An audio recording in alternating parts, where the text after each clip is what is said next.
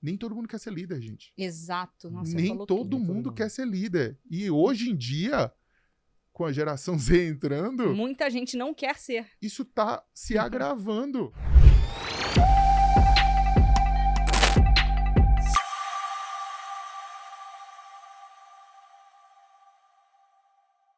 Olá, sejam todos muito bem-vindos a mais um episódio do podcast Líderes Fora de Série. Eu sou o Robson, CMO da Boomit.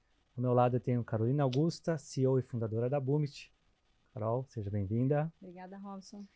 O convidado de hoje é Caio. Caio é diretor de People da Sinqia, passou por empresas multinacionais, empresas familiares e ONGs.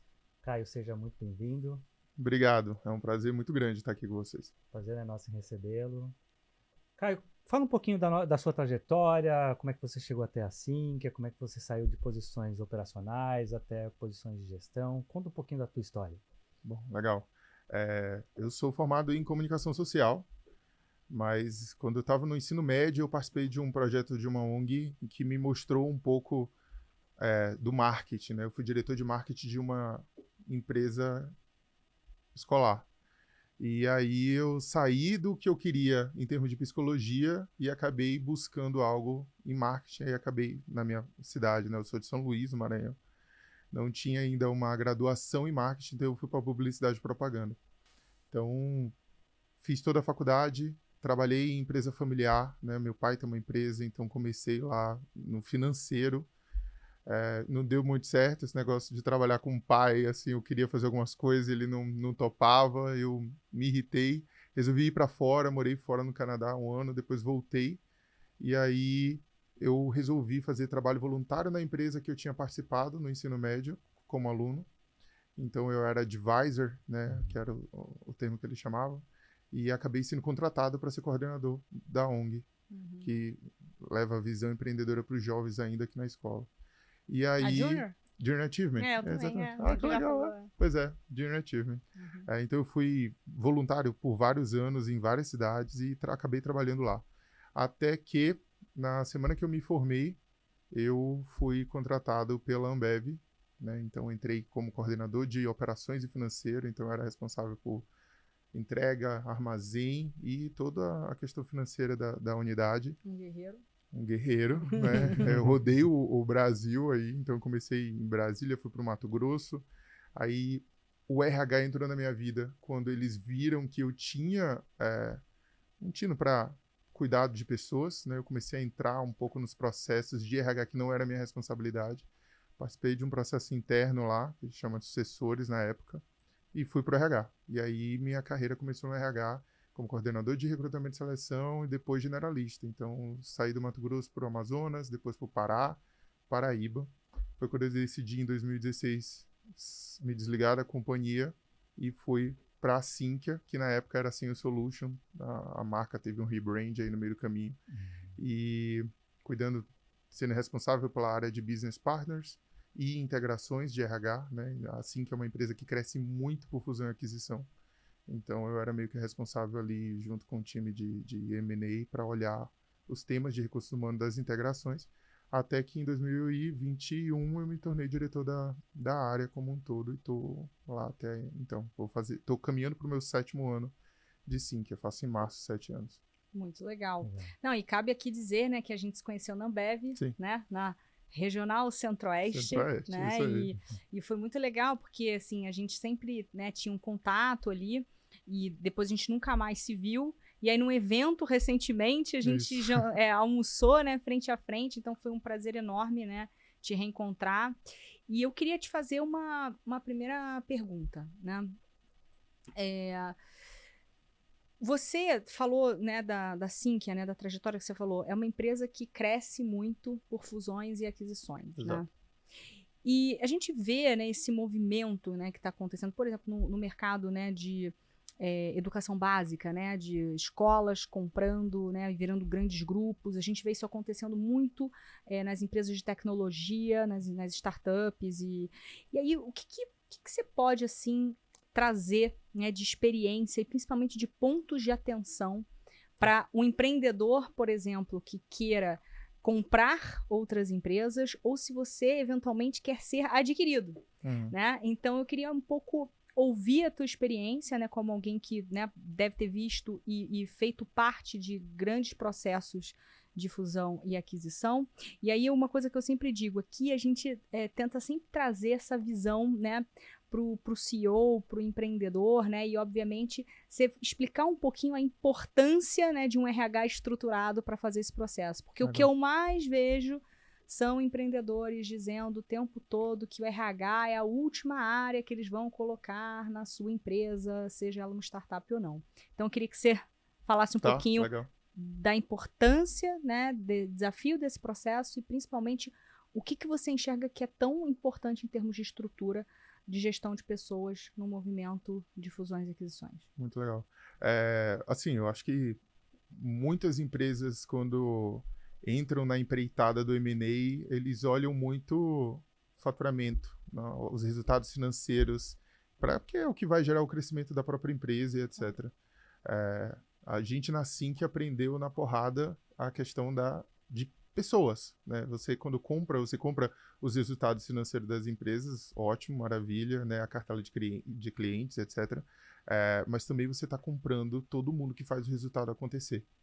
E aí você compra a cultura da empresa, você compra os líderes da empresa, você compra o legado da empresa. Então, a Sinqia já fez mais de 24 aquisições até aqui. Bastante. Eu já perdi a conta de quantas eu já participei desde que eu entrei na companhia em 2017. Literalmente, eu não sei quantas aquisições eu já participei do processo de integração, mas a gente aprendeu a importância da área de pessoas estar, né, familiarizada com o deal antes do signing. Então, quando eu entrei, a área na época DHO era avisada, amanhã a gente vai anunciar uma nova aquisição. A gente, que maravilha, sério, quantas pessoas? Onde é que fica? Em Curitiba. Curitiba, legal, a gente não tem nada lá, beleza. Tem muita gente, 170 pessoas, que ótimo, né? Amanhã a gente anuncia assim que a bolsa fechar. Ótimo. Então a gente não se preparava.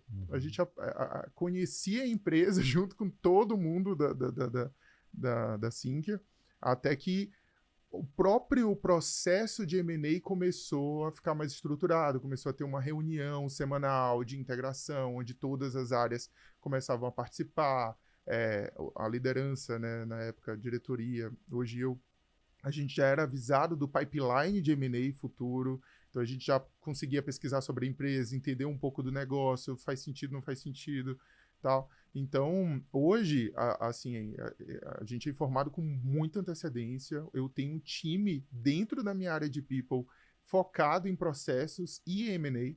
Então, né, a pessoa trabalha diretamente com o time de M&A para olhar todo o processo. Vamos tombar a folha de pagamento. Isso implica em quê? Em quais processos? Essa fusão ela é parcial, ela é total. Se é parcial, faz sentido a gente tombar determinado processo XPTO? Não faz. Então, eu acredito que enquanto antes você envolver a área de pessoas, melhor. Né? Hoje a gente tem empresa que a gente fala, não tem a cultura da companhia, mas a gente vai fazer esse negócio acontecer.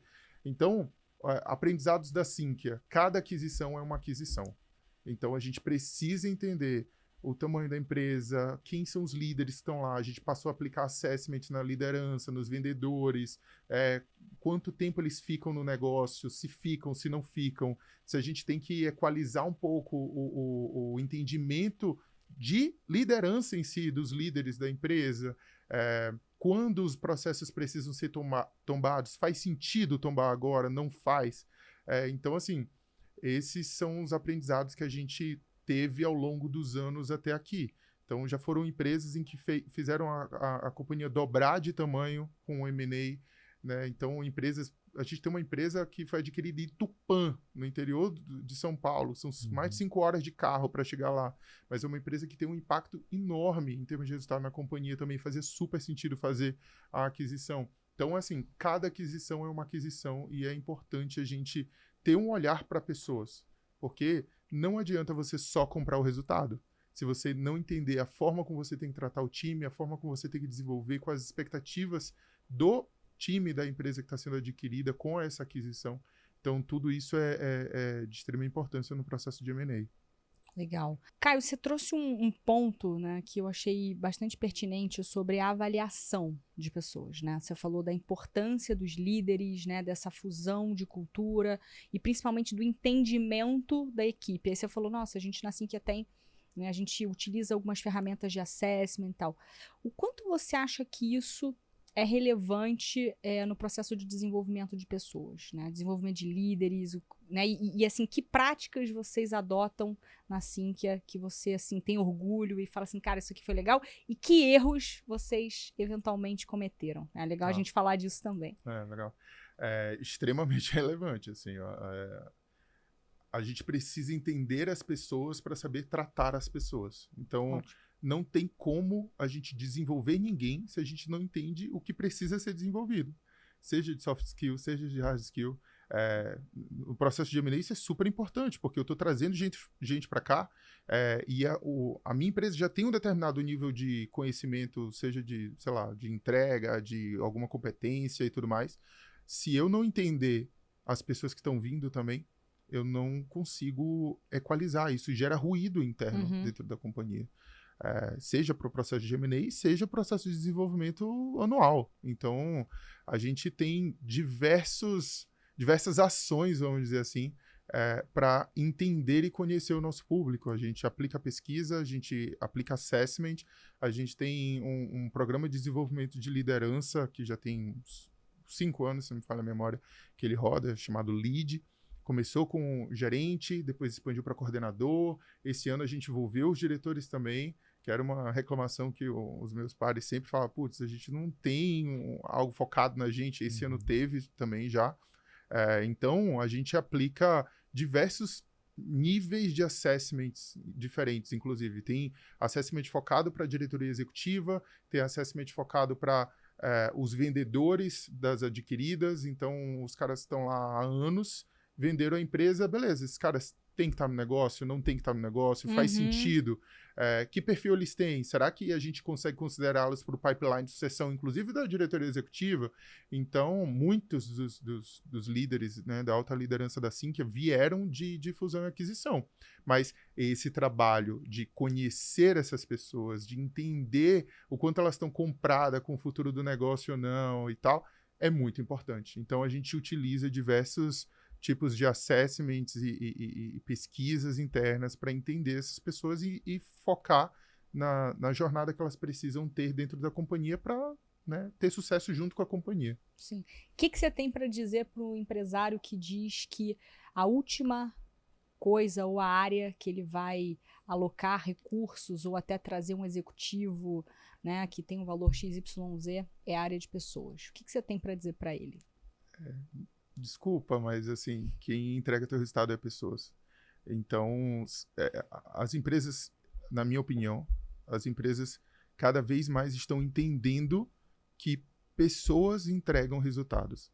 Então, a gente vê uma valorização cada vez maior da área de pessoas ao longo desses anos, tá? Ainda é impressionante como a gente ainda encontra empresas com DP. Você tem RH? Tenho. É o time que roda a folha, contrata ali. Cara, o RH é muito além disso, muito além disso. A área de People da Sinqia tem 7 sub-áreas, é uma área hiper estruturada, assim. Então, me chamam constantemente para falar de como é que a área de People roda na Sinqia. Mas é porque a gente tem área dedicada de projeto, tem área dedicada para olhar as plataformas e processos, tem área de melhoria contínua, área de... E eu não estou falando ainda de folha, de benefício, né, área dedicada de remuneração. Então, os líderes, né, os CEOs das empresas e etc., que não entendem a importância da área de pessoas no negócio, está perdendo muito tempo. Se ele tem um resultado legal sem a área de pessoas, imagine se ele tiver com a área de pessoas. Sim. E eu acho que tem um ponto, né, que a área de gente é difícil você quantificar o impacto que ela tem, né? Sim, despesa, né? Exato. Todo mundo olha pra gente como Todo mundo olha despesa. como despesa. E no fim do dia, na verdade, a gente está trabalhando performance. E eu penso muito, né, que a fama da área de pessoas, ela acabou indo para esse lado de uma despesa, de não olhar para performance, muito porque você tinha, no passado, muito essa questão, né, do DP, né? E naturalmente aquilo era um processo, né? Eu acho que há um desconhecimento do que a área pode fazer. Sim. E aí eu quero trazer uma pergunta dentro de uma pergunta para você. É o seguinte: imagina que você é um empresário. Você não tem recurso, porque você está falando assim, que, né? Putz, cara, você tem um time gigante, né? E tal, obviamente, né? Deve ter tido o Day One lá, que colocou uma pessoa e que depois foi crescendo. Se você fosse um empresário agora, né, que você tem ali um faturamento até relativamente grande, né? Pode ser uma média empresa caminhando para uma grande, que a gente já pegou, tá? Vários casos, tem várias empresas que fazem mentoria com a Bumit que tem 2, 3 mil colaboradores e tem mal um DP. Isso é uma loucura. Mas, pensar nisso é uma loucura. E fatura muito, né? E assim, só que a gente olha e pensa, nossa, imagina se tivesse organizado. Tá?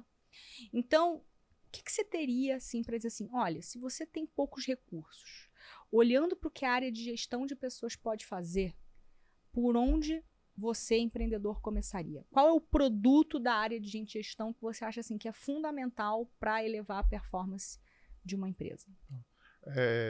A área de desenvolvimento, para mim, é uma área de extrema importância, porque ela impacta em todas as áreas, inclusive no próprio RH. Então, não tenho, eu só tenho o DP e a menina que recruta. É sempre assim. Eu tenho o DP e a menina que recruta. É isso, cara, traz exato.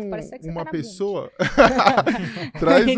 Traz uma pessoa para olhar desenvolvimento, para olhar a competência, para olhar a cultura. Explica assim, o que é o desenvolvimento? Desculpa eu estar falando assim. Zero problema. Por que eu estou falando isso? A gente, né, estava falando outro dia.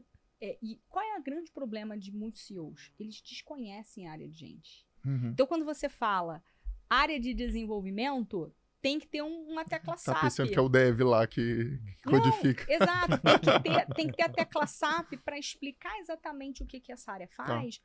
Justamente porque... E aí, eu tô falando isso assim, né? Porque eu acho que esse podcast também é um meio que a gente tem de conscientizar. Claro. E muitas vezes a gente fica num processo lá de... Eu percebo mesmo que o empreendedor, às vezes, ele tá com a vaga aberta para trazer um gerente ou um líder de RH e ele chega assim e fala para os nossos mentores, olha, eu não sei nem como é que eu vou entrevistar essa pessoa porque eu nem sei o que ela deveria fazer. Né? Então, há um desconhecimento muito grande. Então, legal você ter falado da questão de desenvolvimento, mas, assim, explica um pouquinho, né? Claro. Qual é o grande objetivo da área de desenvolvimento e quais são os microprodutos, né, que, em geral, essa área deveria fornecer. A área de desenvolvimento de people dentro do RH é uma área focada em transformação. Então, se você tem um DP e o recrutamento e seleção, são áreas de rotina. Lógico, a área de talent, né, de recrutamento e seleção, ela consegue ajudar na transformação, buscando pessoas mais em linha com a cultura, mais em linha com a estratégia, mais em linha com os desafios que o gestor, especificamente que abriu a vaga, tem ou não. Mas quem diz para o recrutador qual é a estratégia, qual é a necessidade, qual a dor do negócio e etc. O líder precisa disso, mas na maioria das vezes não é ele que vai fazer, porque ele acha que é só, eu preciso de um dev e tal, eu preciso de um profissional assim. É a área de desenvolvimento. Se a área de desenvolvimento tiver o foco correto, ela vai tentar entender a cultura da empresa, tentar entender para onde a empresa está indo. Qual é os desafios, onde a gente quer chegar no curto, médio e longo prazo. Ela vai conversar com os líderes das áreas e entender gaps, entender lacunas, entender dores do negócio. E aí, quando o RH ele passa a ser estratégico, a área de desenvolvimento está em contato direto com a área de talent, com a área de recrutamento. Porque ela vai falar, o líder tal abriu vaga. mas ele está pedindo um analista júnior. Mas a pessoa de desenvolvimento que atende esse líder, sabe das dores desse líder, dos desafios desse líder, das metas desse líder, ela vai falar para a pessoa de talent, de recrutamento, calma, a gente precisa voltar a realinhar a posição com ele, porque não sei se é um júnior que realmente ele está precisando. Acredito que seja um pleno para sênior. E isso acontece normalmente quando a área de desenvolvimento roda bem. Quando as pessoas, eu falo muito para as BPs da área de people da Sync, assim, eu não quero vocês nas baias do RH. Eu quero vocês nas baias dos clientes que vocês atendem. Vocês têm que estar na reunião dos clientes. Exato. Vocês têm que estar almoçando com os clientes. Porque quanto mais você entender do seu cliente, mais você consegue impactar na área de contratação que está contratando, no time de treinamento e desenvolvimento da universidade corporativa. É a área estratégica, que tem que ter a visão sistêmica do negócio. Então, quer começar? Bota uma pessoa para desenvolvimento, para olhar a cultura, para conversar com os líderes. Mas é uma pessoa, a gente tem centenas de líderes. Cara, olha a diretoria, cascateia para a gerência. Aí a área vai tomando corpo, dimensionando, a gente consegue começar a dimensionar o atendimento também. Até que a gente tem um time dimensionado para atender toda a liderança, e cada liderança tem um gap, um foco, suas próprias metas. Ainda mais se a sua realidade, né, que você está me ouvindo, for de crescimento de M&A também, isso, sei lá, o teu problema triplica. Exato. Porque você compra legado, você compra história, você compra cultura. Então, o desnivelamento é muito maior. Muito maior. Então, uma área de desenvolvimento focada no entendimento de cultura e como fazer com que as pessoas das áreas atendidas alcancem patamares diferentes é super importante. Legal. Vou até complementar um pouco o que você está falando, né? Trazendo uma história até da própria Boomit, né? A gente sempre teve, né, programas de mentoria, né, desde marketing, vendas, finanças, gestão, qualquer tema que a empresa, qualquer desafio que a empresa tem, a gente tem um diagnóstico, eles passam por um processo e eles têm um processo de mentoring contínuo. Ok. O que a gente começou a identificar? Chegou um determinado momento que a gente percebia, sei lá, 7, 8, 9 meses, que a mentoria, ela travava. Não por um processo necessariamente do mentor, mas o mentor, inclusive, trazia pra gente, não, porque esse líder, a sensação que a gente tem é que ele chegou no limite do que a gente consegue avançar com ele. Tem outros pontos aí. E aí, ao longo de mais ou menos um ano, né, a gente foi pegando esses dados e foi trabalhando e foi entendendo as correlações, e a gente viu que tem um grande problema, uma pandemia, né, do que eu chamo de liderança disfuncional. Né? Então, você tem líderes que não ocupam a posição de líderes. Então, era muito comum a gente chegar, às vezes, numa empresa, tá, que tem, sei lá, 1.000 funcionários, 2.000, às vezes menos, né? Startups, por exemplo, que cresceram muito. Você tem, às vezes, um C-level que se comporta como menos do que um gerente. Uhum. Você tem um diretor que tem uma mentalidade que não chega nem a ser uma mentalidade tática. Uhum. E esse processo ele foi se cascateando. Então, a gente viu que os níveis hierárquicos estavam completamente comprometidos nas organizações. Né? E isso tem até uma explicação do porquê que isso acontece na maioria das empresas. Né? O empreendedor ele vai lá, né, tranquilamente, começa um negócio com braço, não tem tanta grana, contrata pessoas operacionais, porque ele quer de alguma maneira contratar gente para delegar, mas ele contrata gente operacional, ele não se preocupa em avaliar as habilidades comportamentais, técnicas, etc. A empresa começa a crescer, aí ele começa a ficar com um monte de gente embaixo dele, aí um dia ele vai lá, ele pega, olha, você, Caio, que é responsável da minha confiança. Mas olha só, o Caio nunca foi líder, o Caio não foi preparado. Também nem sei se ele tem as competências, mas você vai ser um líder. Parabéns, Caio. Aí o Caio vai ser líder. O Caio era bom funcionário, aí bota o Caio para ser líder. Aí o Caio, de repente, o Caio era tão bom, mas o Caio ele não está performando. Aí ele tem dois problemas. Porque o Caio ele cria, né, uma barreira entre o CEO, né, o fundador e o time operacional. E aí você tem dois problemas, né? Eu diminuo a minha margem, porque eu tenho que dar um aumento para esse líder. Sim. Eu perco uma pessoa que operava bem e eu tenho que contratar uma nova. Então eu diminuo a minha margem e diminuo a minha performance. Isso aí. E aí a gente escuta muito o empreendedor falando assim, eu não aguento mais gente. Quanto mais gente eu tenho, mais problema eu tenho. É uma frase recorrente. E aí trouxe esse ponto, porque como a gente fez esse deep dive, a gente viu que esse problema era 90% da base dos clientes da Bumit tinham esse mesmo problema. E aí a gente desenvolveu todo um diagnóstico, né, um assessment proprietário, onde a gente tem um coeficiente chamado PPL, que é People Performance Loss, e por que a gente desenvolveu esse coeficiente? Para provar matematicamente e numericamente, isso é muito importante, quanto que aquele empresário, aquele CEO, aquela empresa está deixando de ganhar ou efetivamente perdendo. Com aquele time avaliado. E aí a gente faz uma conta, que a gente vai fazendo uma progressão de impactos e a gente tem uma estimativa do quanto a empresa, no geral, ela pode estar perdendo. Você não precisa fazer o assessment para a empresa toda, por isso que ele tem uma inteligência.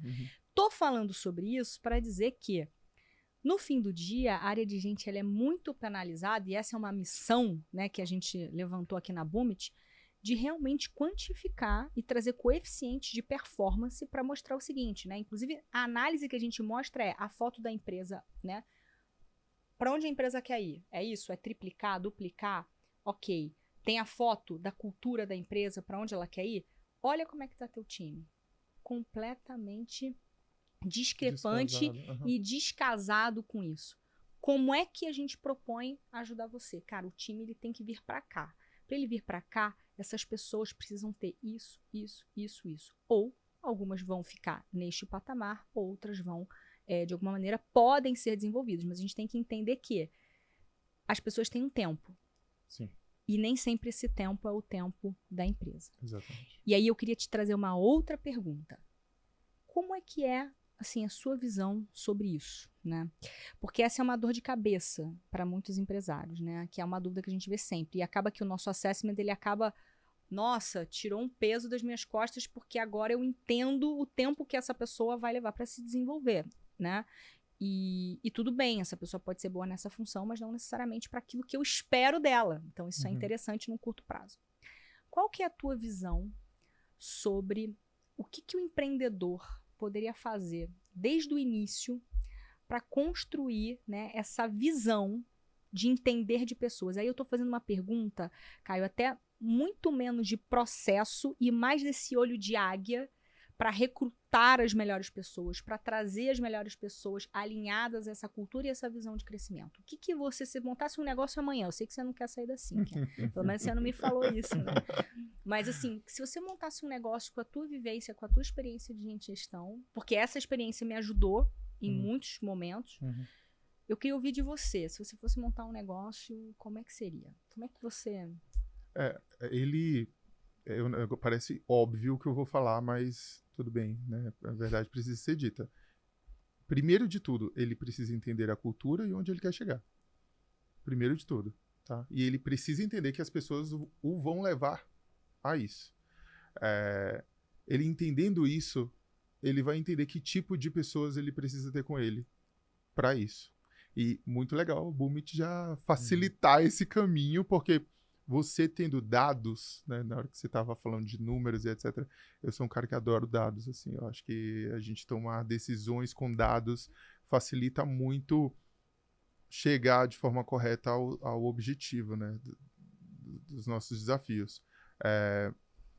Ele entendendo isso, ele consegue realmente estruturar. Porque o que acontece hoje, na maioria das lideranças? Eles olham um cara que tá lá performando pra caramba e fala assim, é esse tipo de pessoa que eu quero. Imagina se ele tiver aqui no desafio que eu preciso. E traz, e não sabe se essa pessoa tem perfil para a área, se ela quer aquilo, se ela tá num patamar em que, em termos de soft skill e hard skill, habilidades, competências, ela tá muito bem, ela tá voando. Ali, naquele momento, naquele local, recorte. Naquele exatamente. Chapéu, na cadeira que ela tá sentadinha. E ótimo, maravilha. Só que quando você pega essa pessoa e leva para outra cadeira e dá outro chapéu, você cria expectativas, você como o CEO e etc e tal, você faz a pessoa criar expectativas, só que se ela não for preparada e se ela não estiver preparada para esse próximo desafio, para essa próxima cadeira, vai desandar. Você vai se frustrar, a pessoa vai se frustrar, o time dessa pessoa vai se frustrar.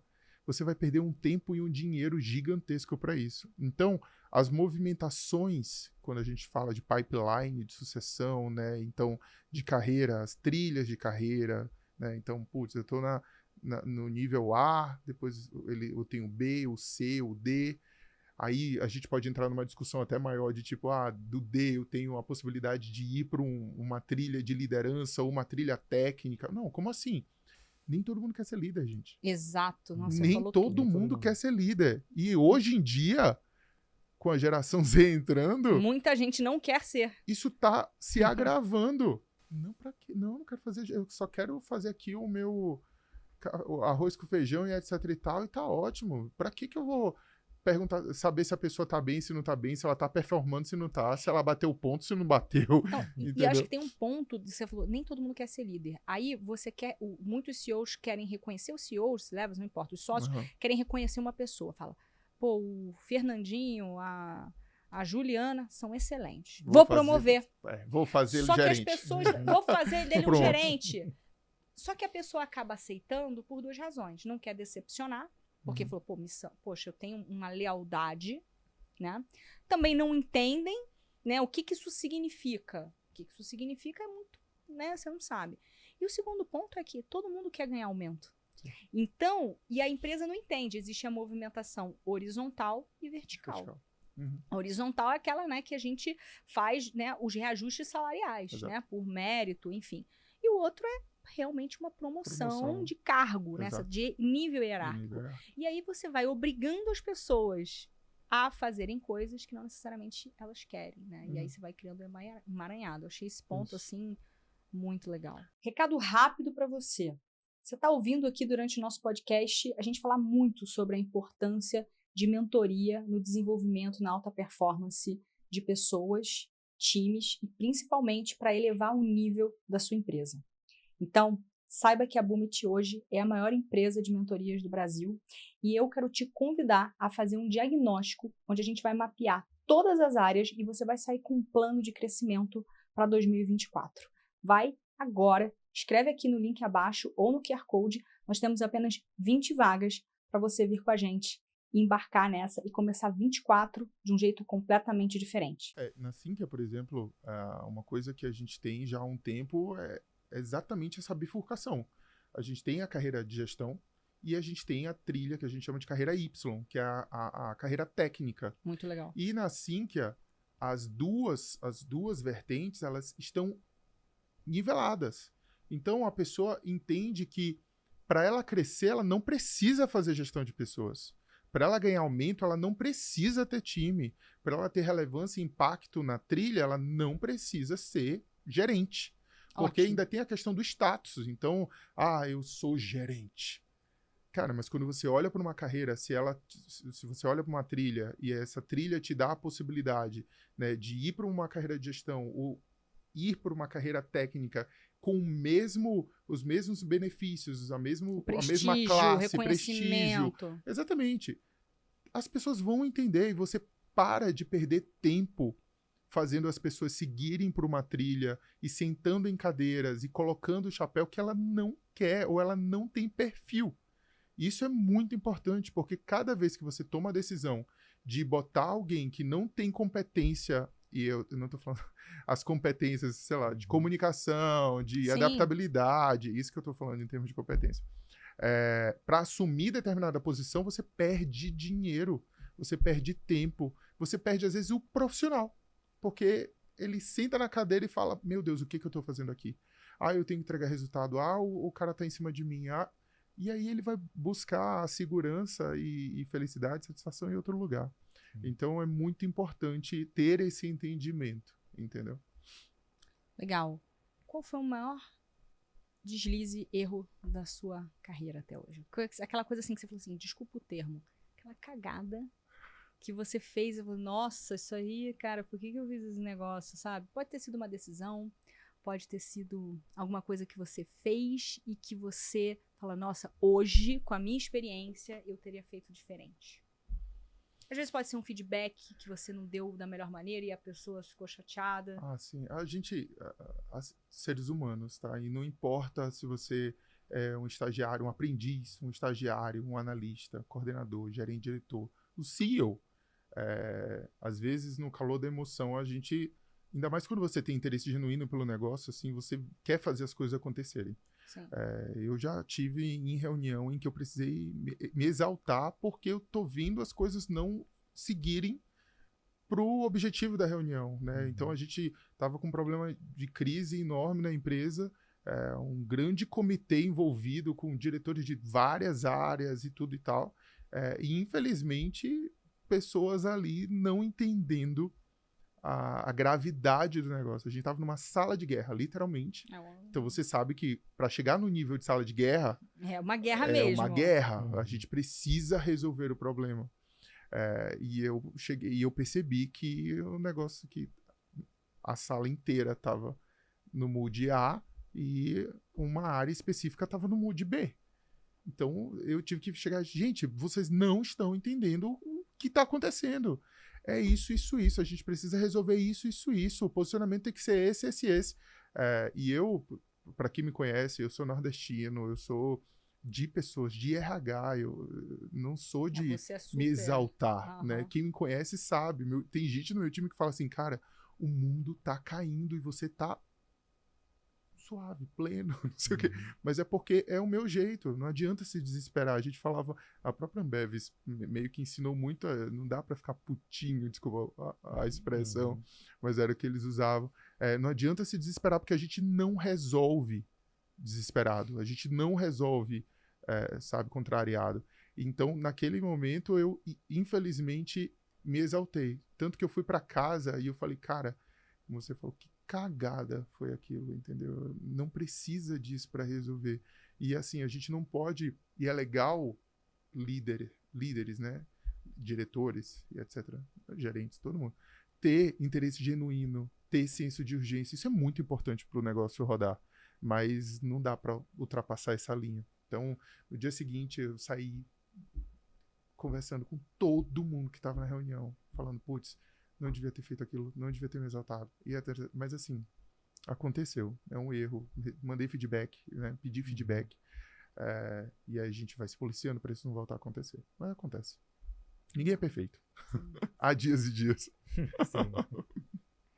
Você falou um tema que eu achei muito legal sobre a geração, né? Você falou isso. O que você percebe, assim, em termos de tendência? O que você acha que as empresas precisam se preparar para os próximos 10 anos para pegar essa galera que está saindo da faculdade ou que está se formando? O que você acha que vai acontecer? Bom, essa questão de gerações já é pauta de diversos... Você vai em qualquer conferência que envolva RH e etc., tem trilhas falando de multigerações, né? Da etaridade e tudo mais. A Sinqia, por exemplo, a gente tem dev de 17 anos, está na faculdade ainda, a gente de 75 anos, desenvolvendo até hoje. Olha, né? Que legal. Tem muita... Isso é normal. E o que eu tenho visto é que essa nova geração, ela quer fazer o que ela é paga para fazer e ela quer propósito. Então, a dica que eu dou é que se você tem esse público dentro da empresa, você precisa dar propósito. Ela precisa entender qual o impacto que o trabalho dela tem no negócio. Se ela não tiver isso, já é meio caminho andado para você perder essa pessoa, para perder essa geração, né? Entender as competências, entender as aspirações, o pertencimento dessas pessoas é importante, inclusive, para direcionamento. Claro. Então, se você não direcionar e que isso tenha uma constância, que feedbacks sejam constantes para esse público, você perde essas pessoas. A gente tem ouvido muito de quiet quitting, etc. Todo dia. Agora tem a história da segunda-feira, né? De que as pessoas estão saindo do fim de semana, ela vai fazer no máximo 3 atividades na segunda-feira, porque ela ainda está se recompondo do trauma de deixar o fim de semana para a semana que está se iniciando. Gente, olha que loucura. Isso no TikTok tá rolando, e a geração Z tá toda no TikTok. Então, entender isso e entender que tempos de movimento são necessários, pertencimento. Eu falo muito, meu time, acho que eu encho o saco de falar pertencimento o tempo inteiro. É muito importante para essa geração, muito. E saber fazer com que as gerações, se você tiver, com certeza tem, se falem é importante. Quais as prioridades, os motivadores primários e secundários da geração X, da geração Z, dos baby boomers, etc. Isso é muito importante você entender. E uma área de desenvolvimento dentro da área de people, voltando de novo para o tema, consegue entender isso bem e ajudar o líder a transitar. Ainda mais um líder que tem multigeração dentro da própria equipe. É coisa mais comum que vai... Assim, né? Agora, cada vez mais. Acho que daqui aos próximos 10 anos a gente vai ter 5 gerações, né? Exato. Trabalhando conjuntamente, com experiências diferentes, né? Muito legal. Caio, como é que vocês estão lidando hoje com o trabalho híbrido, com o home office? Como é que vocês desenvolvem os profissionais que estão nesse modelo? Tema complexo. Mas é uma realidade, eu acho que da maioria das empresas, principalmente aqui no Brasil. A gente vê um movimento grande já nos Estados Unidos. Se você for pegar as pesquisas, o LinkedIn tem uma parte de analytics muito boa a respeito do tema. O número de vagas home office estão caindo drasticamente nos Estados Unidos, assim. E isso começou a refletir no Brasil. Vários CEOs pedindo para as pessoas voltarem para o escritório, né? Então, na Sinqia, por exemplo, a gente tomou a decisão de acabar com as posições full-time remoto. Então, a pessoa minimamente tem que estar no híbrido, que hoje está 3 dias no escritório, 2 dias em casa. A partir do ano que vem vai para 4 dias no escritório, 1 dia em casa. O que eu entendo como profissional de RH e participando de diversas conferências, eu estava em Nova York no mês passado, na conferência do LinkedIn, no Talent Connect Summit, tinha lá uma trilha falando disso. É que a pandemia forçou uma virada de modelo de trabalho do dia para a noite. Sim, a Sinqia, em uma semana, 100% das pessoas, 2.000 pessoas estavam em casa. Então, ninguém se preparou para isso. As empresas que já não tinham uma cultura de trabalho remoto, cara, ou é isso, não tem negociação, as pessoas não podem ir para o escritório, né? Tirando o pessoal de atendimento ao público, etc., supermercado e tudo mais. Então, assim, ninguém se preparou. E foram 2 anos, praticamente, em que a gente viveu essa realidade de incerteza. Então, principalmente para a própria cabeça do CEO, avaliar produtividade pré-pós-pandemia é complexo. Então, o que é mais seguro? Voltar para o modelo que sabia que entregava, sabia que era controlado, né, ali. Se a empresa entende que o Anywhere Office, sei lá, né, o Home Office, o Full-Time Home Office, 100%, se faz sentido para o negócio, ela vai precisar estruturar essa transição e não fazer de forma brusca. Caio, mas as pessoas já estão em casa, será? Mas para o CEO, principalmente o CEO, porque escuta a maioria dos CEOs, o posicionamento é esse. Eu prefiro que as pessoas estejam no escritório. É melhor para a cultura, é melhor para entrega, é melhor para comando e controle. Gente. Principalmente para desenvolvimento. Como é que você contrata muitos profissionais, coloca direto em home office ou no híbrido? Como é que você desenvolve? Exatamente, não sabe acompanhar, não entende como é que está ali o dia a dia, o desenvolvimento dessa pessoa. Até porque você precisa, qualquer empresa que se preze, precisa pensar em pipeline. De tipo, eu preciso desenvolver as pessoas para assumir novos desafios ao longo do tempo. Até porque tem o turnover natural e etc e tal.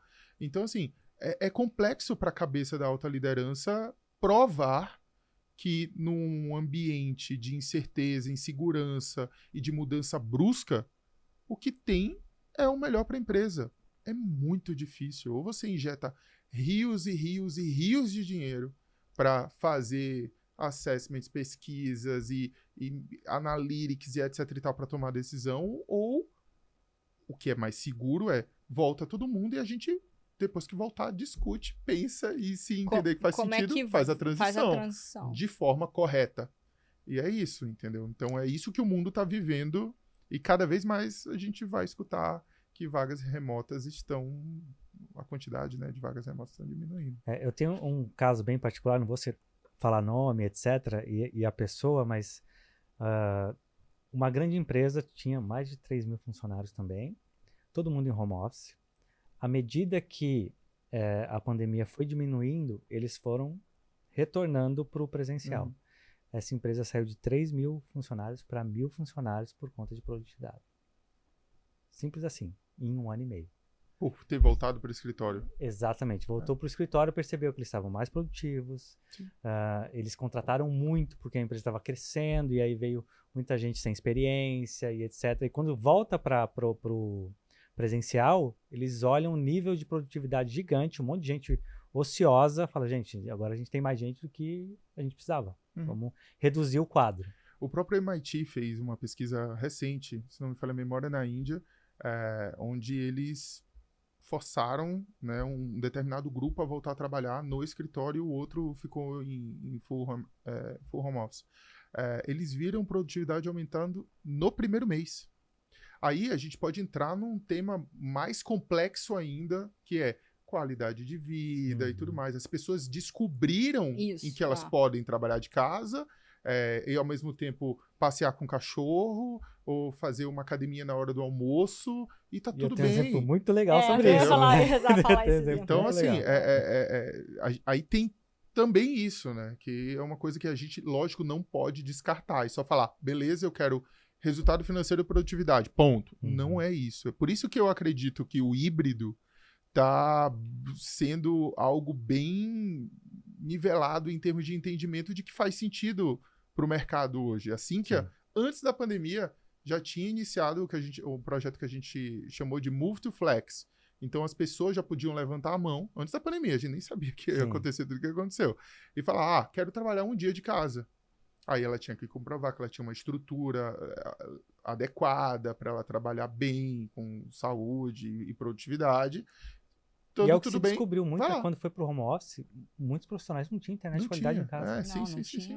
A gente estava migrando para 2 dias, para a pessoa poder ficar 2 dias de casa quando veio a pandemia. Então, talvez não, com toda certeza isso até ajudou um movimento rápido da gente esvaziar os escritórios e deixar as pessoas seguras trabalhando de casa, entendeu? Aproveitando esse exemplo que você trouxe da academia, eu tenho um amigo que é personal trainer.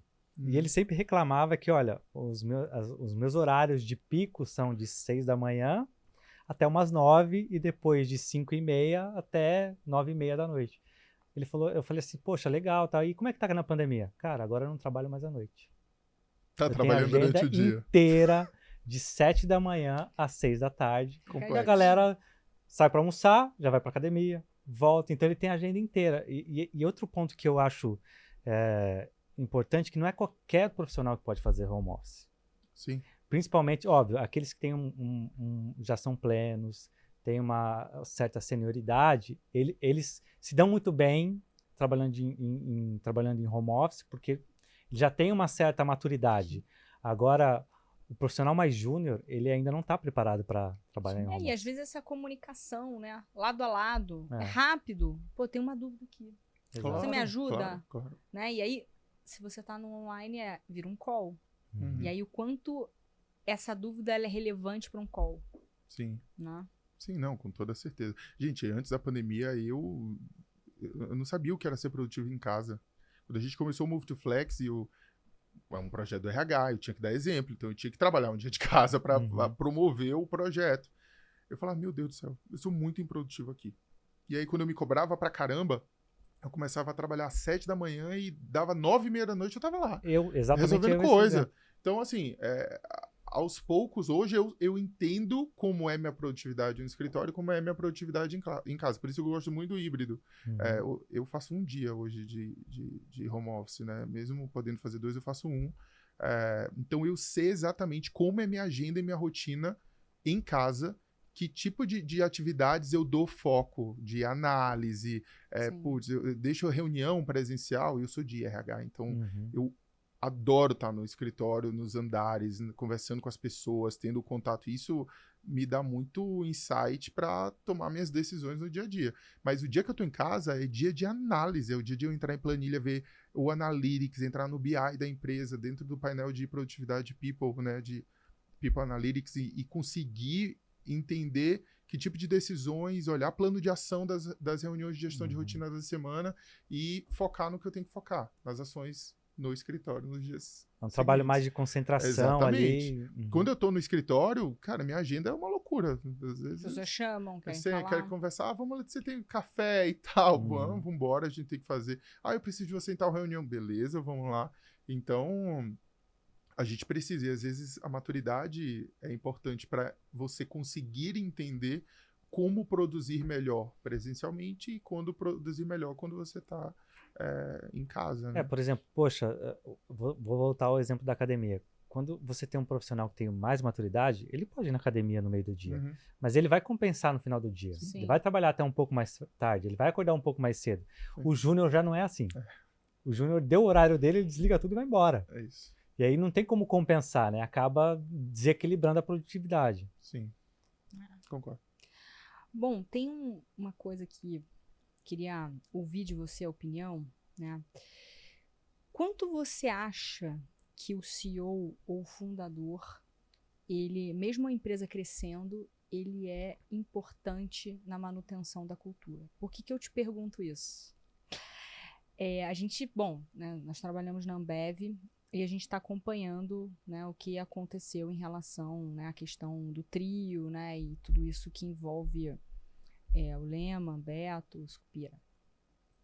E isso eu não estou lá, né, mas a gente tinha, né, e tem, né, como modelo, né, teve o livro, né, O Sonho Grande, Sim. né, então acho que quando entrei na Ambev, né, tava uma hype, né, da cultura ambeviana sendo copiada por muitas outras empresas, então era cool. E de repente, vou dizer assim, talvez de 5 anos para cá, esse estilo Ambev, ele já começou a ser visto como uma coisa não tão legal. E nos últimos 2 anos, a gente viu por muito desse modelo, né, de startups, né, de muitos layoffs, esse modelo de uma gestão um pouco menos assertiva, né, e até controladora, a gente viu que o back to the basics começou a voltar à moda, né? Então, assim, e aí começou a ter uma mistura. Então, você começou a ver a Loft, por exemplo, né, contratando lá o Marcel Regis, né, que foi diretor na Regional Rio. E depois de diretor na SEI e tudo, tentando trazer esse balance entre, poxa, vou trazer gente muito forte de gestão, né? Esse processo muito gestão, controle, né? Meta, e ao mesmo tempo eu tô numa startup, né? Então, aí você começou a ver uma coisa meio híbrida. E agora a gente está vivendo um mundo em que a gente percebe que, né, esse impacto do CEO, quanto ele pode ser ou não negativo, mesmo em uma grande corporação. Então, eu disse isso porque, como a gente vem de uma cultura muito forte, né? Eu brincava que quando você virava a catraca da Ambev, parece que você tem um idioma diferente, né? A postura. Eu consigo reconhecer uma pessoa da Ambev se eu estiver num restaurante, porque eu estou ouvindo a forma como ela fala. O jeito como ela gesticula, todas as siglas que existem e que, né, as gírias que existem. Se ela for de vendas ou da logística, não, então exato, né? Então, as velhas, né, o Firma, Fortaleza, né, Top, e aí tinha todas as outras siglas, então você consegue perceber isso muito claramente. Eu, às vezes, né, tava com meu ex-marido, que também era da Ambev, e a gente tava no restaurante falando, essa pessoa é da Ambev. A gente falava pelo jeito que ela fala, né? Então, a gente veio desse modelo de uma cultura muito forte, né, muito perceptível. Eu acho que a palavra não é nem forte, porque tem várias empresas que têm uma cultura forte, mas eu acho que eu chamo que a cultura da Ambev, ela é muito perceptível. Ela tem uma... Você reconhece, né, de uma forma muito fácil. E aí, eu vendo um pouco esse cenário, né, em que você tem 3 grandes lideranças, que elas não estão lideranças do ponto de vista do dia a dia, mas elas são referências.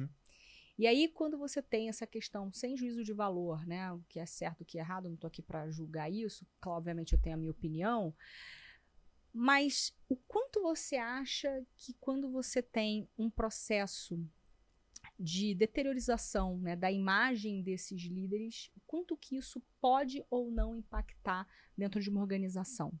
Né? Impacta demais, com toda certeza. Assim, a cultura, ela precisa ser vivida para ela existir.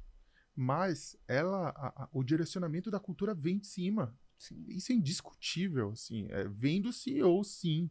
Não tem como você trabalhar um processo de cultura, de revitalização, de oxigenação, reciclagem de cultura, se o CEO não tiver comprado e haver o entendimento do que esse cara espera, do que o CEO ou a CEO espera para a cultura da empresa. Então, quando há esse afastamento ou uma quebra de imagem do impacto da alta liderança com a empresa, com a cultura da empresa, isso é cascateado, isso reflete, entendeu? Então, eu lembro quando eu decidi sair da companhia, cara, foi só olhar para os lados. Tinha uma chuva de empresa. Quando eu me vi, eu estava em 6, 7 processos seletivos diferentes quando eu decidi sair da Ambev. Porque tinham essa coisa de que a cultura da Ambev entrega resultado. Sim, existia isso. Nossa, era um negócio sim. E depois que eu saí da Ambev e conversando com headhunters, hoje eu tenho mais tempo de Sinqia do que de Ambev, né? Então, eu fiz 5 anos e meio, quase 5 anos e meio de Ambev e eu tô indo pro meu 7º ano de Sinqia. Mas conversando com amigos, inclusive viraram amigos, headhunters e etc. e tal, e entendendo um pouco do mercado, eles falam assim, putz, o que da Ambev você tem? Sabe?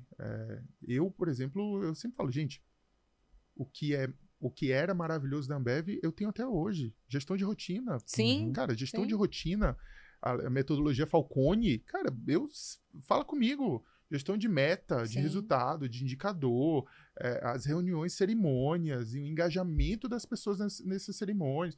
Pô, isso eu mantenho até hoje. Mas tinha coisas da cultura daquela época que eu também não gostava. Eu deixei, a partir do momento que eu passei pela catraca para fora, ficou. Sim, é entendeu? isso. Entendeu? Então, mas assim, o CEO, ele cascateia a cultura e ele precisa ser a imagem da cultura da companhia. Por isso que é importante o CEO entender que a responsabilidade dele não está só para fora da empresa, prospectando cliente, investidor, algo do tipo. Sim. Mas ele precisa ter uma agenda olhando para dentro. Claro. Porque essa pessoa, dita a cultura. É o CEO que vai dizer para onde a empresa está indo e qual energia tem que ser empregada e de que forma essa energia tem que ser empregada. Isso é muito, muito importante. Assim, você que é dono de empresa, entenda que esse papel é seu. Não adianta cascatear. Você pode cascatear, e pode dar certo se você cascatear, mas se você tomasse essa frente, daria muito mais certo. Porque, querendo ou não, você é o responsável por isso. Recado rápido para você. Se você tem um sentimento que seu time de líderes, e inclusive as suas equipes, não conseguem entregar o resultado que você espera, saiba que esse não é um problema só seu. Muitas empresas passam por problemas seríssimos de líderes disfuncionais e times que não atingem resultado. Se você está vivendo esse problema, saiba que a Bummit criou um coeficiente chamado PPL, People Performance Loss. Nesse coeficiente, a gente analisa, faz um diagnóstico da sua empresa e entende quais são as áreas e os times que menos estão contribuindo para o crescimento do seu negócio. O PPL mostra um cálculo muito claro e objetivo do que exatamente a sua empresa está deixando de ganhar ou efetivamente está perdendo. Então, se você quer entender a raiz de como resolver e alavancar o seu crescimento 3 vezes mais rápido, então inscreva-se no diagnóstico da Bummit. Nós temos apenas 20 vagas. O link está aqui embaixo e também no QR Code. Porque senão a empresa cai naquele modelo de que ninguém sabe para onde ela está indo. Sim. Você pergunta para um diretor, a minha meta é X. Aí você pergunta para o outro, a minha meta é X. Aí você pergunta para o outro, minha meta é X. Na hora que você olha, você não conecta nada. Exatamente. Né? Então, quando... Aí tem problema de comunicação estratégica, de pertencimento entre áreas. Porque, imagina, o CEO, ele é né? É a pessoa. Abaixo desse CEO tem, sei lá, outros 3, 4, 5 diretores, 14 diretores, que seja. Se a referência não é o CEO, a gente passa a ter quantas referências estão abaixo dessa pessoa. Sim. E aí, imagina, se cada um tem um entendimento diferente da cultura, Sim. de norte, de energia empregada e etc. Isso é cascateado. E aí a gente começa a ter uma confusão de comunicação estratégica, confusão de entendimento da estratégia, confusão no entendimento da cultura, e a gente não performa como poderia performar, com o potencial que teria para performar. Então, se você é dono da empresa, você é CEO, o CEO, assuma essa responsabilidade. Ou então, deixe claro quem tem esse papel na empresa. Você tem, assim, alguma fofoquinha de como é que tá por lá? Eu, às vezes, falo assim, pô, vou ligar pra Vânia pra perguntar como é que tá. Não tenho, cara. Não eu até jantei com a Vânia. Até lá. Então, eu jantei com a Vânia esses dias, a gente ficou falando de vida e tal, obviamente, né, uma amiga, e a gente não falou disso, mas eu vou É uma querida. Ela é uma querida. E eu pedi demissão pra ela, coitada. Cara, ela tinha acabado de chegar na regional. Não faça aí eu isso falei, comigo. então, Van, é a vida. Nossa, não desculpa, faça. Van. Não faça Desculpa, isso mas comigo. ela é Tadinha, um amor mas ela de é um amor pessoa. Nossa, mesmo. assim. Então. Vou extrair essa informação dela e depois eu te mando. Uma pergunta polêmica. Eu percebi aqui, durante a sua fala, que você falou o cara ou o CEO, e aí você falava, perdão, a pessoa, ou né, e um cuidado muito grande, né, em trabalhar os gêneros e tal. Pergunta, assim, polêmica. E aí? O que você enxerga sobre essa questão do politicamente correto? Tô trazendo isso, tô chamando de politicamente correto, porque, né, não porque eu acho que isso seja ser politicamente correto, mas é porque a grande mídia fala sobre o politicamente correto, né? Então, sobre eu diria assim, esse respeito, né, por trazer o gênero, né? E eu queria entender um pouco, não só o gênero, né, mas olhar para as minorias e etc. Queria entender primeiro, qual o posicionamento da Sinqia em relação a isso e qual o seu posicionamento em relação a isso. Por que eu te pergunto? Eu vejo muitos, e assim, a grande maioria dos empresários, muitas vezes, até debocham, né, desse tipo de atitude, né? Mas pra quê? A gente sempre falou desse jeito, né? A gente sempre disse isso, a gente sempre falou, agora eu não posso nem mais fazer uma piada, ou agora eu nem posso mais falar desse jeito, porque agora tudo vira uma questão, isso é o politicamente correto. Então eu queria ouvir de você. Qual que é a sua opinião, né? Primeiro porque você é um homem, né? Tá numa cadeira que costuma ser feminina. E principalmente, né? Porque o RH, eu diria que ele seria um grande guardião, né, desse mecanismo, quanto a empresa vai ligar para isso ou não. Porque hoje eu vejo que existem empresas em que existe esse cuidado e prezam, inclusive fomentam, né, essa questão, né, da comunicação, do cuidado e etc. E tem empresas que estão indo para o extremo. Na verdade, não. Sim. Aqui a gente fala aquilo que a gente quer e ponto. Então, eu queria ouvir um pouquinho de você. O que você acha? É comprovado que diversidade traz resultado. Comprovado. Isso a gente tem diversas pesquisas aí que falam que diversidade promove, sim, resultado, tá? Só que há formas e formas de você garantir diversidade. Sinqia, você me perguntou da Sinqia. Cara, quando eu entrei na Sinqia, eu falei, putz, cadê a diversidade dessa empresa? E é uma empresa de tecnologia, né? Que, teoricamente... Super, assim, né, espera-se. Tende a ser um mercado que realmente fomenta isso com uma facilidade maior. Não, zero. Diversidade. Não se falava nisso e etc. Então, e aí você disse que o RH é a área que levanta a bandeira e etc. Com certeza, mas a diversidade não é responsabilidade do RH. Eu deixo isso claro na Sinqia. Interessante. Não é, porque assim, se só o RH quiser levantar a bandeira, a diversidade não acontece. Ponto. É assim como a gente fala do feminismo, né? Sim. Não adianta só a mulher lutar pelo feminismo. Se o homem não entender, né, que ele precisa apoiar, não vai mudar muita coisa. Exato. Então, quando eu vi espaço para falar de diversidade, a levantar questões de diversidade, eu busquei sponsors fora do RH. Então, eu encontrei... Super interessante essa estratégia. Sim, encontrei... Anotem aí. Anotem aí. Encontrei um diretor negro que veio de uma adquirida, nordestino e etc., que comprava a briga. E eu falei, vamos unir força? O que a gente pode fazer de diversidade? Foi assim que a guilda de diversidade da Sinqia nasceu. Nós dois, a gente conversando, e lógico, tinha muita gente dentro da área de people que queria e sentia essa dor e entrou e levantou as mangas para fazer o negócio acontecer.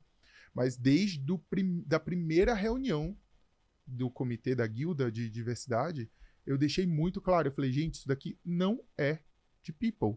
Isso aqui é da comunidade Sinqia.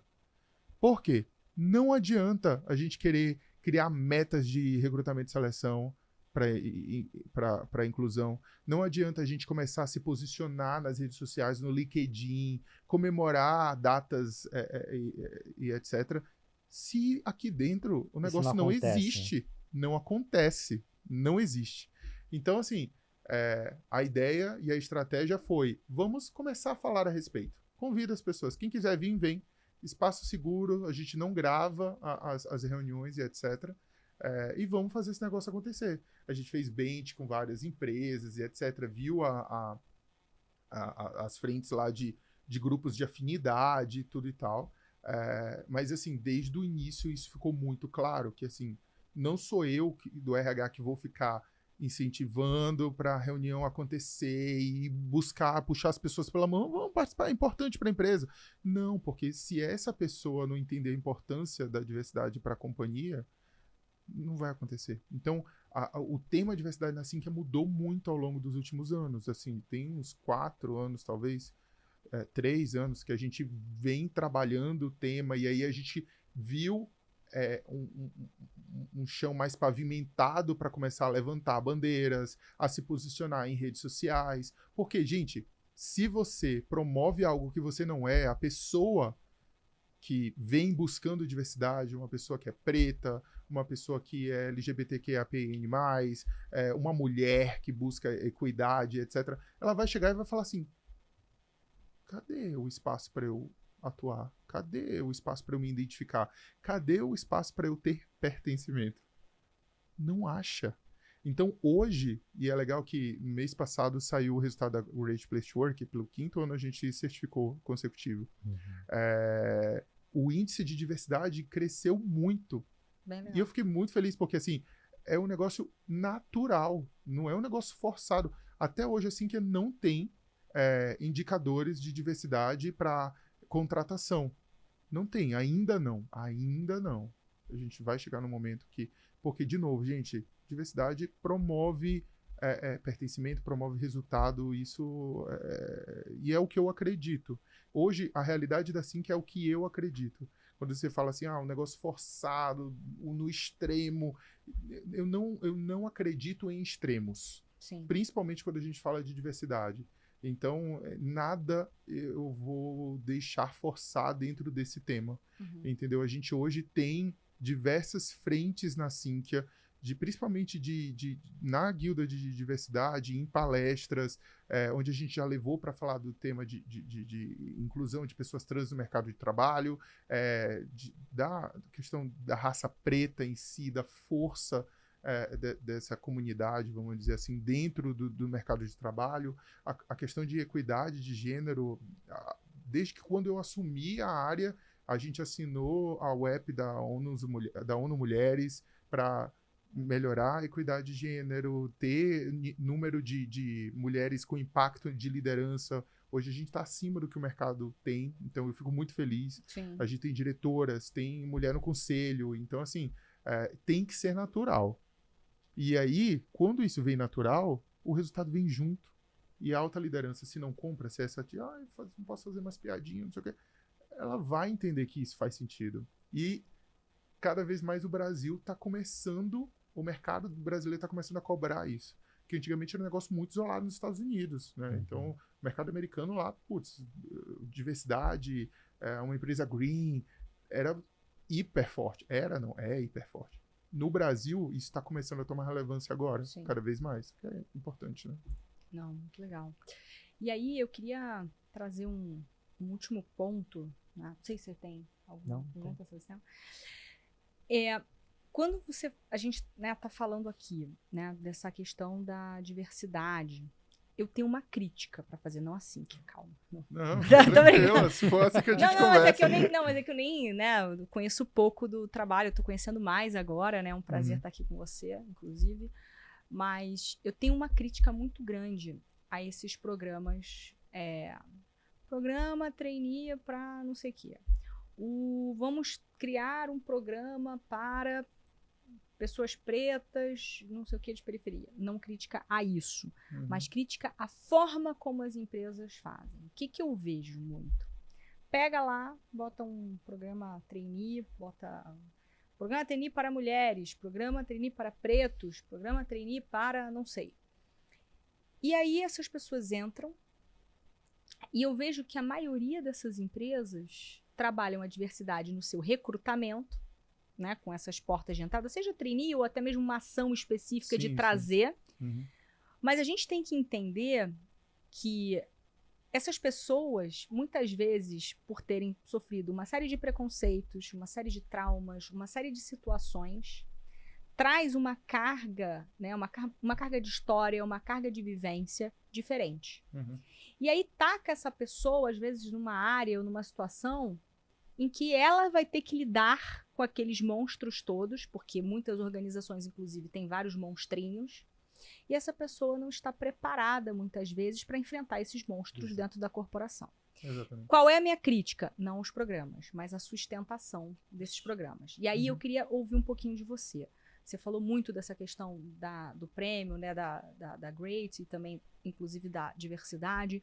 O que vocês fazem para sustentar a diversidade, né? Óbvio, a gente está dando uma porta de entrada, uma oportunidade. Se essa pessoa performar e for bem, tá tudo ótimo. Agora, se ela não performa, o que a gente tem de instrumento e o que a gente tem de entendimento de como a gente faz essa pessoa não ser apenas uma pessoa que vai estar ali no nível operacional ou até numa gerência inicial, e como é que eu faço para chegar lá na frente e ter diretores, CEOs, né, C-levels, perdão, nessa cadeira, ou até CEO, claro, né, poderia ser. Mas eu quero dizer nesse sentido, né? O que você falou, super concordo. Muito legal ter os programas, muito bom, mas estruture o programa para que ele seja sustentável. Então, assim, se você não tiver uma área de desenvolvimento com um olhar para isso também, essas pessoas entram e não têm pertencimento. Elas não entregam, elas não, sabe, que legal, entrei, conquistei essa posição, mas ela vai empacar, no mínimo, ela vai empacar. Isso se a empresa não desligar ou se a própria pessoa não levantar a mão e falar, desculpa, mas não me encaixei aqui. Não dá. Então, por exemplo, assim que ela tem um programa chamado InspiraDev. É um programa onde a gente fez uma parceria com uma ONG na Pedreira, uma comunidade aqui de São Paulo, onde trabalha com jovens em vulnerabilidade social. Então, ela está dentro da comunidade, dentro da favela ali. E o CEAP, ele compete com o tráfico de drogas. Então, ou o menino tá vendendo droga, né, aviãozinho e etc e tal, ou ele tá no CEAP se capacitando para entrar no mercado profissional. Então, assim que eu fiz uma parceria com o CEAP e fez turmas de desenvolvedores, né? Então, eles já formam o Java, a gente pagou por um upskilling para que eles fossem desenvolvidos em linguagens que a Sinqia tem necessidade, e esses meninos entraram pela primeira vez no mercado de trabalho através da Sinqia. Só que, gente, o próprio CEAP falou assim, quanto é que vai ser o salário deles? A gente tanto. Nossa, eles vão, dobrar a renda familiar. É uma transformação. E isso é maravilhoso, mas pode ser ruim, dependendo de como isso é feito. Então, a gente estruturou tempos e movimentos de movimentações salariais para esses meninos entrarem e virarem dev ao passar do tempo, onde eles são acompanhados, onde eles são avaliados com recorrência e etc e tal, e eles vão crescendo em competências, em habilidades e em salário e etc e tal. E eu fico muito feliz quando eu vejo eles já sendo promovidos, indo para outra área e etc. Exemplo, tem um cara chamado Matheus, ele entrou como técnico de suporte end user ali, né? Hoje ele está no time de segurança da informação. Então ele estava full-time home office, teve que voltar para o escritório agora depois que a gente tomou a decisão, né? E ele está sentando lá no meu andar. E eu falei, e aí, cara, como é que você tá? Em que área você tá? Eu tô na área de segurança e tal. Eu falei, pô, que legal ver isso. Mas é um negócio sustentável, entendeu? Que tem uma jornada bem específica. Não adianta, imagina a gente fazer toda uma capacitação com essa turma e aí eles entrarem e pronto, se vira. Se vira aí. Como a gente já ouviu em tempos atrás, vista sua roupa de sapo e dê seus pulos. Ouvimos, hein? Ouvimos bastante. Mas, assim, estamos malignos. Desculpa, mudou, não acontece mais. Mas assim, imagina se é esse tipo de ambiente que eles encontram. Sabe?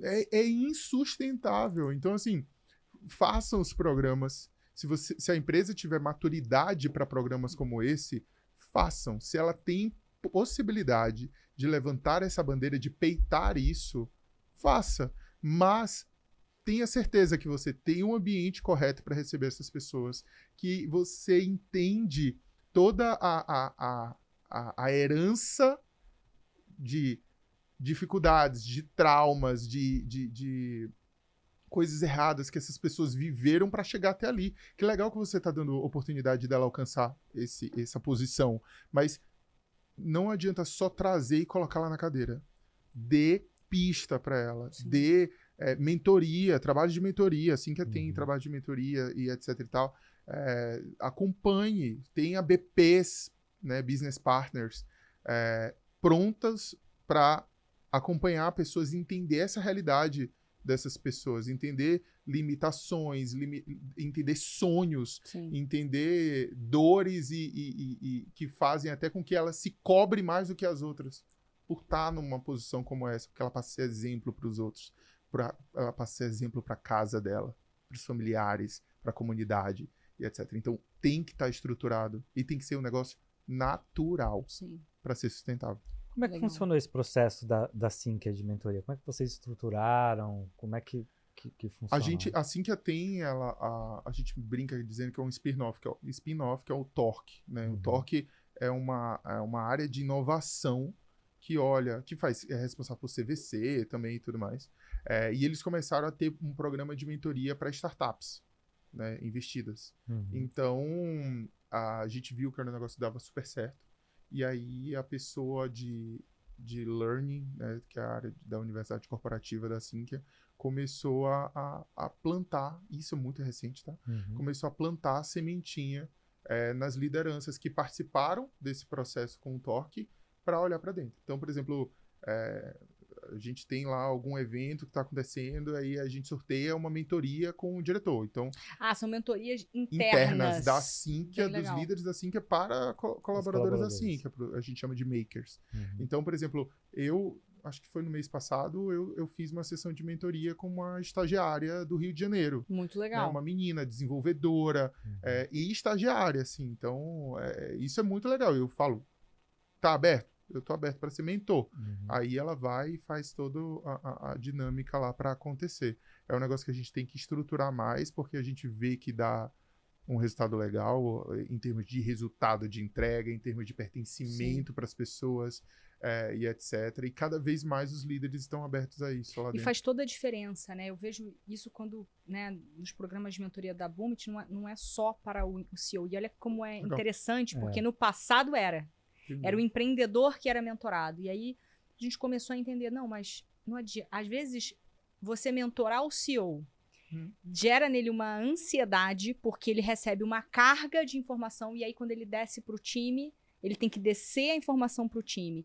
Então, a gente entendeu que não, na verdade, é a mentoria para a empresa. Né? E aí cada líder, né, tem mentoria de marketing, vendas, finanças, o que a gente entender do diagnóstico, né? Isso varia de caso a caso. Mas uma coisa que eu queria até, você falou de mentoria. Mentor é alguém que já viveu, né, o que você está vivendo agora, né? Então, acho que isso é uma coisa muito legal e eu vejo que, inclusive no programa Trainee da Ambev, né, você tem lá o mentor que de alguma maneira supostamente te acompanha, mas você faz um encontro na vida e nunca mais, né?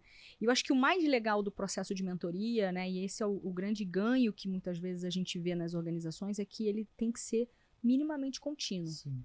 Né? Então, quando você tem um primeiro encontro, você tem as metas e aquele mentor ele vai te acompanhar. Não precisa te acompanhar toda semana, mas precisa ter um acompanhar, porque senão vira aquela conversa de boteco. A gente, como foi investido, né, e passou por aceleração, por fundo e etc., a gente tinha os mentores, mas era assim, era uma conversa, ele te dava um livro, lê aí, não sei o que, tal, conversas muito inspiradoras às vezes, que dão uns tapas na sua cara, mas depois você volta para a operação. E aí, se você não tem um processo evolutivo, vira uma conversa, que dá um engajamento, mas quando a gente fala de performance, ele precisa ser contínuo. Mas muito legal, assim, né, ouvir isso que você está trazendo. E eu tenho uma última pergunta polêmica. Vamos lá. A gente é assim, né? Quando a gente fala de toxicidade, né, assim, a gente tem muito nesse ambiente empreendedor. E eu acho que eu já fui, né, uma pessoa, de alguma maneira, um pouco tóxica, sem saber que eu estava sendo tóxica.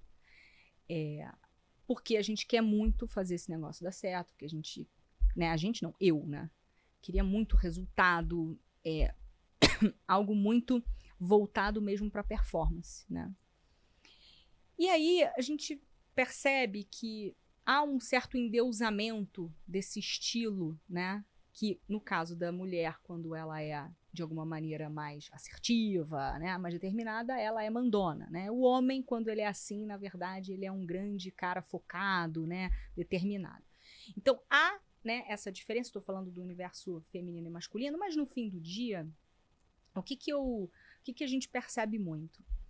No universo das empresas, né, e principalmente dos C-levels, existe um pouco essa cultura dessa valorização. Isso está acabando, né, mas diminuindo, acabando não. Mas uma valorização desse CEO, que é aquele cara meio Steve Jobs, sabe? Que dá aquela esculachada na pessoa, eu sou realmente um gênio, né? Eu admiro muito, né, a trajetória, a genialidade dele, mas a gente não pode negar o quanto, em termos de pessoas, ele foi uma pessoa que teve grandes questões. Muitas pessoas chamam ele de escroto. É isso. Como pessoa, ele era escroto, de fato. Exato, ele é um cara escroto. O quanto você acha que um CEO tóxico, ele impacta na performance de uma empresa? Você acha que impacta ou não impacta? Impacta. E às vezes, e até chato falar isso, mas às vezes o resultado vem pela toxicidade do cara. Entendeu? Pelo medo. Pelo medo. Isso cada vez mais. Mas a conta chega, né? A conta chega. Algum momento essa conta chega. Sim. Com toda certeza. Mas porque não é um negócio sustentável. A gente tá falando muito de sustentar o negócio, né? Não é um negócio sustentável. Até porque esse CEO ele tem um prazo de validade. E a empresa vai crescendo, ela vai tomando corpo, ela passa a ter também obrigações legais, ela passa a ser cobrada pelo conselho, pelos acionistas, que seja em algum momento. Então, isso não se sustenta.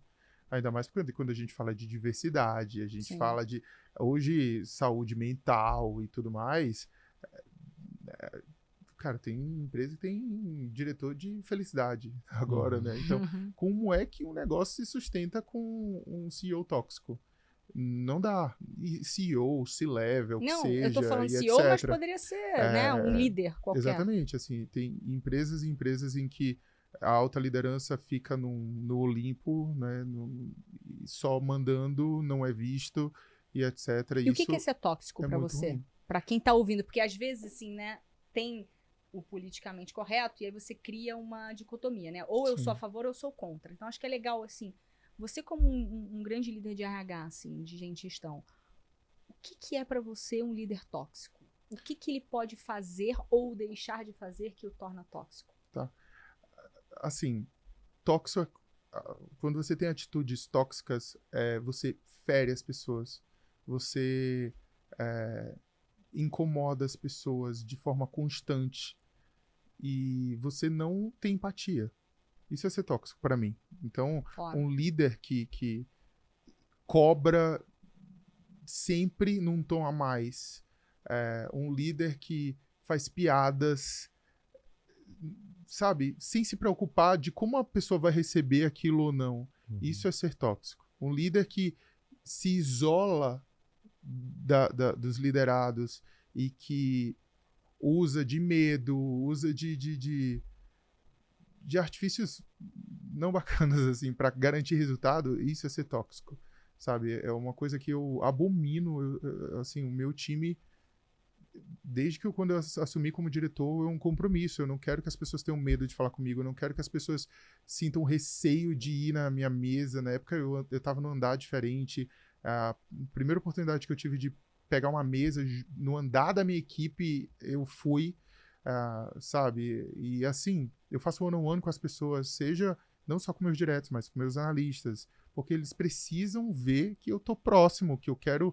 E as entrevistas comigo eu falo, olha, eu nem sigo roteiro de entrevista, tá? Eu quero saber. Aí eu pergunto, tá, o que você entregou, o que você fez, né? Beleza, mas quem é fulano fora da Sinqia? Não porque eu quero checar algo de você, mas eu quero saber quem é você como pessoa. Porque, pra mim, a equipe é isso. A gente passa mais tempo na empresa do que em casa.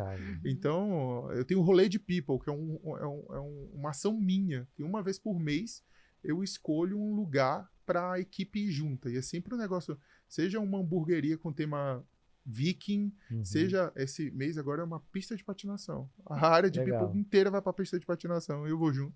Mas é um negócio meu, que quem faz a arte de divulgação sou eu.